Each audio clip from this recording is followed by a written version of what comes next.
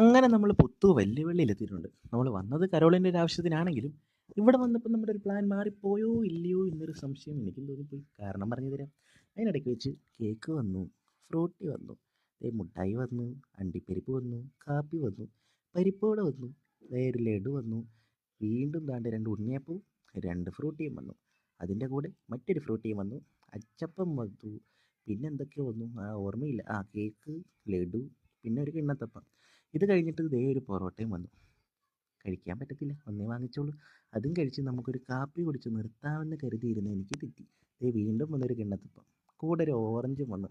ഇതുകൂടെ കഴിച്ച് നിർത്താമെന്ന് പറഞ്ഞപ്പോഴത്തേക്കും അതാ ഒരപ്പവും കടലക്കറിയും. എന്നാൽ പിന്നെ അത് കഴിച്ച് പതിയെ ഞങ്ങൾ നേരെ വീട്ടിലേക്ക് നടന്നു, ഞാനും സാൻഡയും കൂട്ടുകാരനുമായിട്ട്. കൂടെ കരോളിൻ്റെ ഓർമ്മ.